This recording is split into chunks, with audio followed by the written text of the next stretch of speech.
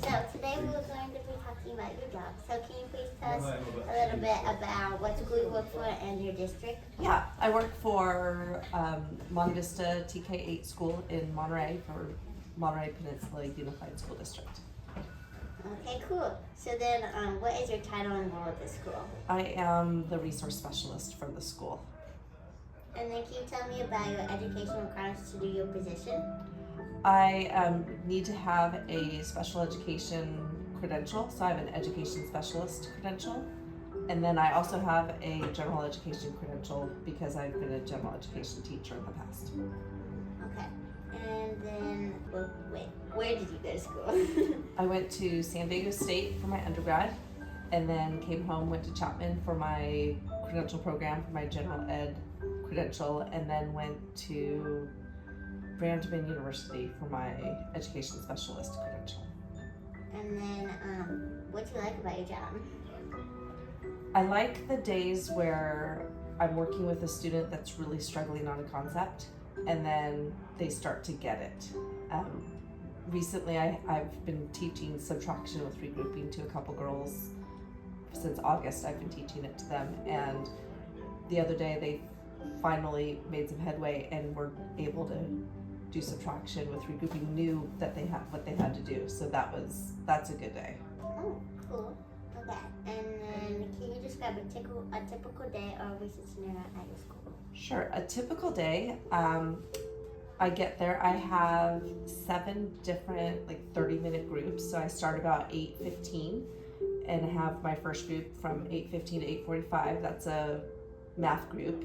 And then I have a break to do assessments or paperwork. And then after that, I push in and check on a kindergarten student. And then after that, I do a writing group. And then I just keep rotating. I have math groups from 10:30 until 12:15, and then writing groups until 1:45. Very fun. And then what do you like or the most or least about your school? About my school, my job. Okay. Yeah. The thing I like the most about my job is just seeing the kids when they make strides and they really make some growth. I also like to, when recently we just assessed a student, she qualified for an IEP. And so that student now is going to get the services that she needs that's targeted towards her learning disability. The thing I like the least about my job is when I have to cancel my groups because I have a meeting. Oh. And they pop up all the time. And then how does technology affect your job?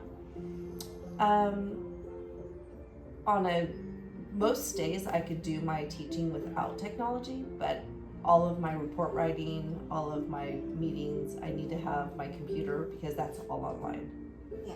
So that's what I need technology for. And then can you describe what an IEP is? Sure. An IEP is an individualized education plan. So it's a plan that is tailored to that child's needs, their specific needs. So if they have math challenges or deficiencies, then we get a math goal in there, and I just teach them math or write any subject area really. Okay, cool. Professional development is ongoing in the field of education. How do you stay informed about best practices, new research and development in the field of special education, and how do you incorporate this knowledge in your teaching?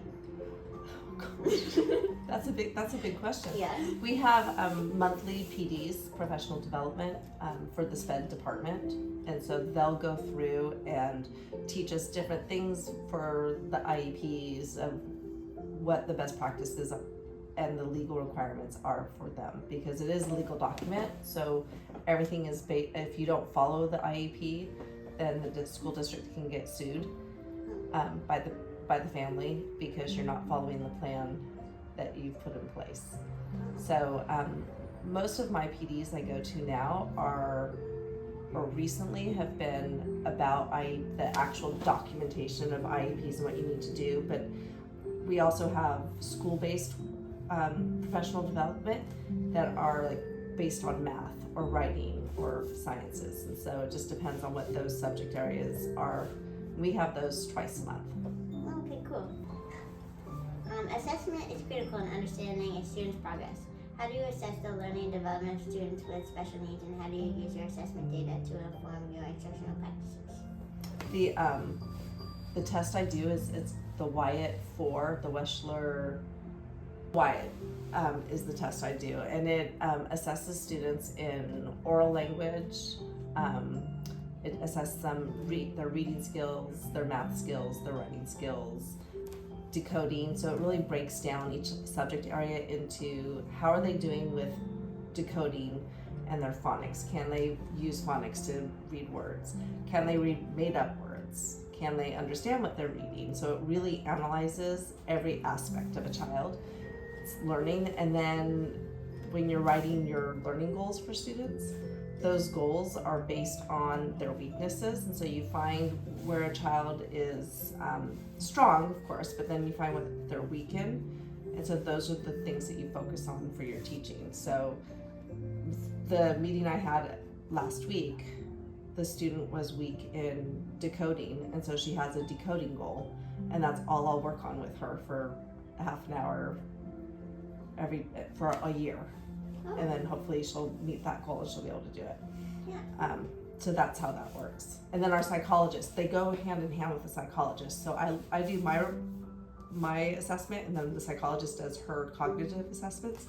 We take a look at them to see if there's a discrepancy, and then that's what makes the child eligible. Oh, I see. Okay. And then how do you collaborate with other educators, specialists, and parents to support the overall development and academic success of students with special needs? So I do call parents. During the assessment process, I'll call them and interview them and ask them what their child's strengths are, what they're interested in, what their weaknesses are or their challenges. And then I'll ask the teacher the same questions. And then I also ask the student that question, so to kind of get a clearer picture of the student. And then I talk to teachers pretty much whenever I bump into them, I'll ask them how things are going. And so we touch base like daily on their kids. Education. How do you create an inclusive classroom environment that fosters a sense of belonging for all students, including those with special needs? So in my classroom, because all I have are special needs, that is more geared towards the general education classrooms. Like they need to, all my kids have special needs, and so I just really target teaching each of the kids what they need. So I have math kids in the classroom sometimes, or writing kids. And so they all just get individual attention, what they need. But then the general education classroom, that's where they really need to include the special needs students to know that they might be a little bit slower than the other kids, but they still can learn just as much. Okay. And then behavior management is often a challenge in special education. How do you handle behavioral issues in your classroom, and what proactive strategies to use to create a positive and supportive learning environment? I have these little jars that we give them gems, and so every time they fill their jar, they get 2 tickets, and then every Friday they get to go shopping. Oh, that's very exciting. I'd spend all my gems. Yeah, they do. I wanted to look up the name of that test because I always say it wrong. Weschler Individual Achievement Test. Okay. Cultural competence is important when working with a diverse group of students and families. How do you ensure cultural sensitivity in your teaching practices and interactions with students and their families? Okay, see, I'm a visual learner, so I do better visually learning.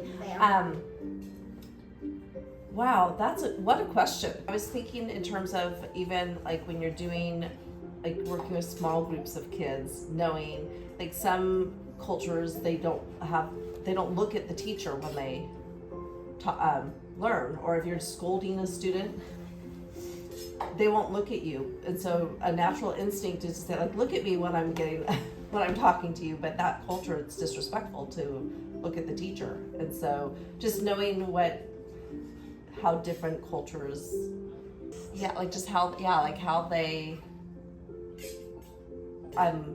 cultural upbringing experiences.